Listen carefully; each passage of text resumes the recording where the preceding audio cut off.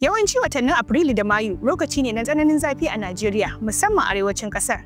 Kuma a shekarun baya a irin wannan lokaci, yanayin samaniyar kan zama tarwai ne, babu gajimare ba hazo. Amma a baya-bayan nan musamman ma wannan shekarar ta 2025, lamarin ya ɗauki wani sabon salo. Yayin da ake zamba da zafin, ita kuma samaniyar abin mamaki sai launin ta ya koma ja, tamkar dai ana cikin hunturu mai cakuɗe da hazo. Alal misali a jihar Kano da wasu jihohin arewacin kasar a watan Afrilu da Mayun, hazo ya lullube ko'ina tare da kura, duk kuwa da zafin ranar da ake fama da shi. Sai dai ga alama mutane duk da cewa suna hankalce da abin da ke faruwa, tamkar ba a san girman tasirin hakan da abin da yake nufi ga muhalli ba. Abin mamaki shine a wasu kasashen musamman idan aka tsallaka nahiyar Turai, za a ga sararin samaniyar su tarwai, shuɗiya mai haske da ita, ko da kuwa lokacin bazara da ake kira soma ne, ko lokacin tsananin hunturu wato winter. Wani ƙwararre kan sauyin yanayi da muhalli a Nijeriya, Umar Saleh ya shaida wa TRT Afirka Hausa cewa wannan babbar alama ce ta kwararowar hamada a guje cikin yankin arewacin Najeriya saboda makwabtakar yankin da Sahara. Masanin ya ce wannan lamari ne na damuwa saboda a baya muna cikin kariya sosai ta bishiyoyi da tsirrai da suka baibaye mu. Amma a yanzu mun zama tamkar tsirara saboda sare bishiyoyi. Umar ya koka kan yadda kamfan rashin makamashi musamman na amfani a wajen girke-girke ya sa tuni al'umma suka gama sare bishiyoyin cikin garuruwa har aka koma na cikin manyan dazuka irin su yankarin jihar Bauchi da ke baiwa yankin matukar kariya daga kwararowar hamada. Ya kara da cewa itatuwan nan da ake sarewa kariyar mu ce ake cirewa wanda daga cikin su iska mai kyau ke fitowa muna shaka. Hakan ne yasa iskar da ke tahowa daga hamada mai dauke da kura take afko mana. Wasu garin abubuwan da ke jawo kurarowar hamada sun kuma hada da yawaitar al'umma, sannan masana sun koka kan yadda duk da yawan nasu ba sa iya shuka isassun bishiyoyi ko kuma kula da bishiyoyin ko da an shuka su. Masu bincike sun tabbatar da cewa lallai hamada tana gurgusowa saboda sauyin yanayi da ake samu a duniya da raguwar ruwan sama da ake samu musamman a yankin Saharar Afirka.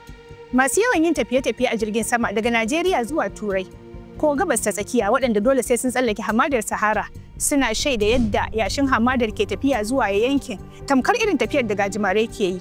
Ko ni ma a wata tafiya da na yi kwanan nan na shaida alamun haka musamman a yayin da jirgi ya fara yin ƙasa-ƙasa domin shirin sauka a Kano inda na ga hazo da ƙura kamar ana huro su yankin duk kuwa da cewa a lokacin bazara ne ba na hunturu ba. A baya, Nijar na ɗaya daga cikin ƙasashen da suka fi fuskantar barazanar kwararowar hamada. Amma Umar ya ce a yanzu Najeriya ma ta shiga gaba-gaba wajen fuskantar matsalar. Ƙwararru a fannin muhalli sun koka cewa wannan babbar matsala ce ga al'ummomin arewacin Najeriya saboda ƙarfin iskar da ke tahowa yana da yawa kuma hakan yana kwashe albarkatun gona.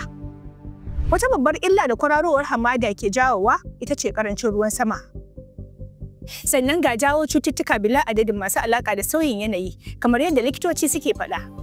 Idan muhalli ya taɓu, to lafiya ta taɓu. Idan lafiya ta taɓu, to tattalin arziki ya taɓu. Idan ko tattalin arziki ya taɓu, to sai ya taɓa al'umma sosai, in ji masanin muhalli Umar To ina mafita?